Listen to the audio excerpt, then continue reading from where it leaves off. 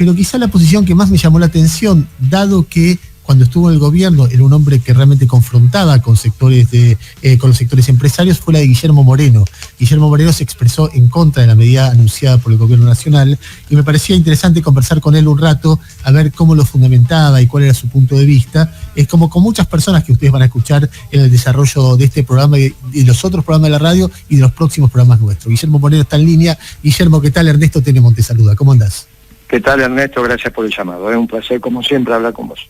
A ver, contanos cuál es el razonamiento que te lleva a cuestionar lo que se anunció. Bueno, primero, el anuncio y el posterior decreto del presidente, donde intentan legitimar, legalizar la decisión tomada, tiene algunas partes que podemos considerar correctas y otras absolutamente incorrectas. Las correctas es, si el Poder Ejecutivo desea expropiar un bien, no hay ningún inconveniente, es constitucional. Eleva un mensaje de ley para que se traiga tratado en el Congreso, con el proyecto de expropiación, cosa que va a hacer. El Congreso trabaja, consigue las mayorías necesarias. En el mientras tanto, el Tribunal Fiscal tasa a la compañía de acuerdo a los métodos de evaluación usuales y habituales en el mercado, por el activo, por el patrimonio neto, por el flujo de ventas, como decía el Tribunal Fiscal. Se asigna la partida presupuestaria y finalmente se toma posesión del bien. Y eso está bien, no es opinable, es una decisión política y está. No, dentro de la ley todo, fuera de la ley nada. Lo que es una barbaridad, lo que no se puede permitir y no lo puede hacer el presidente es intervenir la compañía. Y yo se los digo, sobre todo a aquellos que ahora están aplaudiendo con las dos manos. Imagínense ese atributo en manos de Macri. Imagínense lo que hubiese sido 4 años de Macri quedándose con todas las empresas de la Argentina y sobre todo los empresarios peronistas. No es una facultad que puede tener el presidente de la República. Para buscar esa facultad, después que se lo dijimos a la noche, que no tiene esa facultad, apelaron a una ley, decreto ley de la dictadura firmada por Videla, Macera y Agosti, en atributo del artículo 5 del proceso de reorganización nacional, donde se arrogaron la facultad desde una lógica militar de ocupar las empresas, porque eso es lo que dice el artículo, ocupar. Ocupar no es trabajar. Para un militar jamás ocupar es trabajar. Ocupar es ocupar. Y lo sabes vos. Ocupan los ejércitos, negocian los abogados. Ocupar es ocupar. Ese artículo de esa ley que quedó del 77, si los constituyentes del 94, en la reforma de la Constitución, le hubiesen querido dar la facultad al presidente de poder intervenir compañías desde su sola firma o en un decreto de necesidad y de urgencia, se lo hubiesen dado. No se la dieron, por lo tanto extraído de los pelos. Pero si como eso fuera poco, la empresa está concursada, por lo tanto, cuando se abre el concurso de acreedores, el juez de la causa tiene dos alternativas: o desplaza el órgano de administración, que en este caso es el directorio, si piensa que hay delito, y si piensa que son circunstancias del mercado, le da continuidad al directorio y pone un síndico. Esa empresa en el límite está administrada por el juez del concurso. No es que pueden hacer lo que quieran los directores, porque para eso está concursada, está bajo la protección de un juez.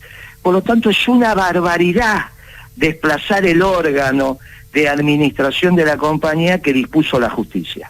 A ver, déjame Entonces, hacerte... hay cosas que hizo bien, si quiere, se discutirá en el Congreso, y cosas que son horribles y que no se pueden permitir. Más la del fideicomiso, que es una tontería. Déjame hacerte dos preguntas. La primera, cuando ustedes estatizaron el correo, recuerdo que vos estabas en el medio de esa historia. No, señor. ¿Sí? Es un error lo que estás diciendo, discúlpame que te corte. No, señor. El correo era un contrato de concesión a una empresa privada, que al no pagar el canon, lo que se hizo fue distinto, el contrato, se rompió el contrato, de ninguna manera nos metimos en la empresa Correo Argentino Sociedad Anónima, que es la empresa del conflicto, sigue ahí en convocatoria. Por eso te pido, por favor, que utilicemos en este momento con mucha delicadeza la palabra. La otra pregunta, sobre el fondo de la cuestión, la idea de que para el Estado, de que hay un grupo de delincuentes ahí, que el Estado debe intervenir para rescatar una empresa que estratégicamente es muy importante, que el Estado le viene bien tener en sus manos una exportadora de cereales porque además se hace de dólares que escasean. ¿Te parece que como medida de gobierno, más allá de lo legal y de lo ilegal que vos estás planteando, es correcta o es incorrecta? Espantosa. Espantosa. Primero, que no hay ningún grupo de delincuentes. ¿Por qué habría un grupo de delincuentes ahí y no en Cargill? Eso es una aseveración tremenda.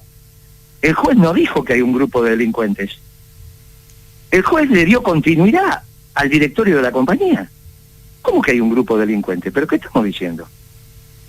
Pero esto es una aseveración increíble. Vos estuviste ayer hablando con el presidente. ¿Te dijo eso el presidente? Ayer el presidente dijo que había un grupo de delincuentes. Pero entonces estamos mucho peor de lo que pensamos, ¿eh?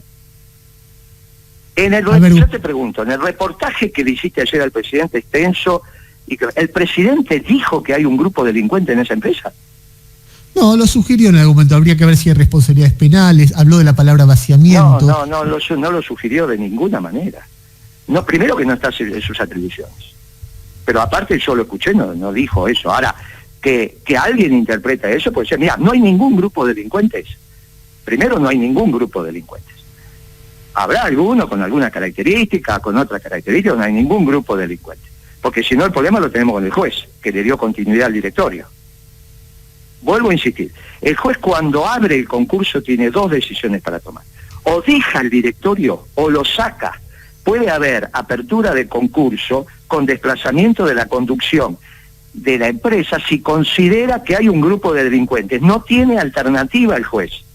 El juez tiene que desplazar si hay un grupo de delincuentes en la empresa, y entonces el concurso es producto no de circunstancias particulares o excepcionales de mercado que pueden pasar. Un cliente muy importante tuyo no te pagó y vas al concurso. Bueno, esto no tiene nada que ver con que seas delincuente. Pero sí puede ser que hayas vaciado la compañía. Entonces sos delincuente. Ese mérito es del juez, que tiene todos los elementos para analizar la conducta de la compañía. No es que hay que estudiar la compañía, ya lo hizo el juez. La toma bajo protección judicial y dice a los directores de la compañía, quédense. Por lo tanto, de ninguna manera hay un grupo de delincuentes. Ahora, Moreno, perdóneme, Gustavo Gravia lo saluda, buen día. Bueno, no, pero terminemos con este tema, ¿no? Porque fue muy complicado No, pero le quiero preguntar sobre este tema específicamente, por eso lo interrumpía. Sí. Digamos, se está investigando la presunta comisión de un delito en lo que fue la extensión del crédito que le dio el Banco Nación contra, en principio, avales insuficientes o la no presentación de garantía. En esa área que se investiga un delito, después veremos si hay o no vaciamiento de la empresa, que va por otro lado. ¿Usted cree que ese delito le corresponde solamente al directorio del Banco Nación de su momento, o también pueden estar implicados los dirigentes de la empresa, que además fue una de las empresas que más aportó para la campaña presidencial del expresidente Mauricio Macri? Mire, vamos a empezar por el principio, como corresponde. Todas esas familias, no pasa solamente en Santa Fe, en Entre Ríos, en Corrientes, en cualquier lugar del país, familias tradicionales en términos de que hace 80, 90 años que se dedican a esta actividad. La mitad de la familia es radical, la otra mitad es peronista. Así que eso de que eran del PRO, no eran del PRO, mire, cuando hay gobierno radical mandan al primo radical, cuando hay gobierno peronista mandan al primo peronista. Naturalmente el que venía a hablar conmigo era el primo peronista. ¿Está bien? Sí. Así que esto es tradicional y lo sabemos todos, o sea que esto del PRO, que es una historia nueva, habrá sido el ala radical de esa familia. Como el ala peronista de esa familia financiaba unos famosos asados del peronismo que una vez por año hacía un importante dirigente que rengueaba cuando caminaba y que le decían el chueco. Está bien, pero una bien? cosa. Entonces, Está bien, yo durante supongo, a ver, no años, sé, supongo que se refiere a Masón, no tengo ni idea. durante años, Está bien, durante pero años, el peronismo organizaba un asado, incluso en la dictadura, donde se empezaban los muchachos de aquellas generaciones, no me tocó a mí, porque soy de otra, despuntar el vicio, de reorganizar, o sea que esto de decir, no, son de acá, son de allá, son como todas estas familias, mitad y mitad. Estamos de acuerdo una con cosa, eso. Porque perdóneme, si no, Moreno, pero una que cosa es hacer parecemos caídos de Castre, un todos. asado para mucha gente y otra cosa es llevarse 20.000 millones de pesos. Muy bien, pero vamos por el principio, dije. Vamos por el principio. No dije que no vamos a llegar a ese punto. Dije, primero, quedó claro lo del pro peronista radical, al menos desde un humilde punto de vista. ¿Está bien? Y porque Sí. los conozco. Y conozco los bueyes con claro. No hablo por hablar. Conozco los bueyes con claro. Segundo tema. Vamos al tema del Banco Nación. Porque a usted no le tiene que escapar en la inteligencia que este tema lo empezó a batir en términos correctos, no batir de batilana, ¿no? A batir un director que casualmente viene de la progresía, no es de la raigambre del peronismo, ¿está bien? Fue opositor al último ciclo peronista, férreo opositor, y que a su vez tenía la información del Ministerio de Economía cuando sacaba sus informes de un topo. ¿Se acuerdan del famoso topo en el Ministerio de Economía? Que robaba información, tenía que terminar en este director del Banco Provincia que hoy blande el tema. ¿Está bien? Te referí a Claudio Lozano. Exactamente. Entonces vamos a poner las cosas en su... Ahora vamos al préstamo. Vamos al préstamo. Que si hay delito, se va a saber cuando el juez falle. No prima facie, sino estamos como en el gobierno de Macri, que somos todos delincuentes antes que opine la justicia. Como yo soy peronista, dentro de la ley todo, fuera de la ley nada. Entonces, que un juez esté investigando eso, muy bien. Cuando el juez falle y quede confirmada por el superior la actuación del juez, ahí tomamos decisiones sobre ese expediente. Por ahora está en investigación. No son ni delincuentes ni no delincuentes. ¿Estamos de acuerdo en ese punto? Bien. Estamos de acuerdo. Guillermo, escúchame. Muy bien. Ahora vayamos a la mecánica del crédito. Escúchame Vayamos un minuto. ¿Puedo? Hola. Te pido que me escuches un minuto, nada más, un segundo. Yo tengo una serie de entrevistas planeadas, me interesa mucho escucharte, pero sé un poquito más breve, nada más que eso, así podemos preguntar todo y escucharte. ¿Puede ser? Lo que pasa es que son tan complejos. Cuando vos preguntás de si son unos delincuentes, después el otro dice son delincuentes en el otro expediente y hay que explicar, si no, no se entiende nada. Está bien, pero uno Si vos querés, hacemos como las novelas, esas, viste, de Batman cuando éramos chicos, que te dejaban en el punto y seguimos en otro momento. Yo no tengo, dejamos acá y en otro momento seguimos, como vos quieras. Ahora, pensar que una situación tan compleja como ¿quién es el esta... villano? ¿Quién es el guasón? ¿Quién es el pingüino en toda esta historia? ¿Cómo? ¿Quién es el villano en esta serie de Batman? ¿Quién es el pingüino? ¿Quién es el guasón en toda esta historia de Vicentín? Aparentemente el único villano es el presidente, que hace cosas que no puede hacer. Jairo. Ahora, el único villano firmó un decreto donde dice intervénganse. Y Moreno, buen día. Y ocupe con una ley, basado en una ley de la dictadura, confunde ocupar con trabajar. Y Moreno, en ese punto, buen día, Jairo Estracha lo saluda, ¿cómo le va? No terminamos de explicar lo del Banco Nación, quedamos inconcluso, y es muy importante. Pero déjame hacer un punto sobre esa firma. El presidente es abogado, el presidente debe entender estos límites. Que no sepa economía se entiende, pero que no sepa esto y que confunda ocupar desde la visión del espíritu del legislador, que en este caso los legisladores eran Videla, Mazzoli y Agosti. Si a vos Videla te dice ocupar, ¿a vos te parece que te dice trabajar? ¿O es como cuando le dice ocupe a la gendarmería, vaya y ocupe?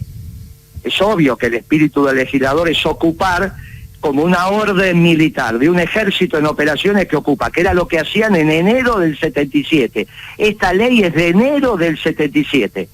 Y era para ocupar, entre otras cosas, papel prensa. Ocúpese. Ese ocupar no es trabajar. Y el interventor tiene que trabajar. Ahora el interventor desplaza los órganos de conducción de la compañía que fueron legitimados por el juez del concurso, no lo desplazó. Entonces, por ahora el único villano es Alberto Fernández, que usó atribuciones que no las tiene. Imagínense que Macri hubiese podido intervenir todas las compañías de la Argentina, empezaba con todos los peronistas. No me dejaba ni mi mayoría de ferretería, Macri. No Guillermo, me dejaba ni mi mayoría de ferretería. Muchachos, no le podemos dar atribuciones al presidente de meterse en una compañía con una ley de la dictadura. Es una barbaridad.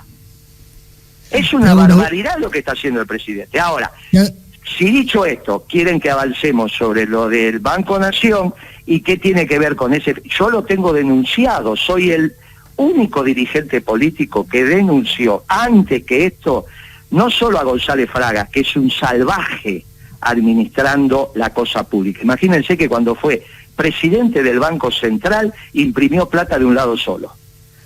Cosa que cuando la cuento piensan que es un chiste. No, no es un chiste. Imprimió tanta plata González Fraga que la imprimía de un lado solo. Imagínense a quién pusieron de presidente del Banco Nación. Lo tengo denunciado en sede judicial y el expediente va avanzando, pero no por este tema.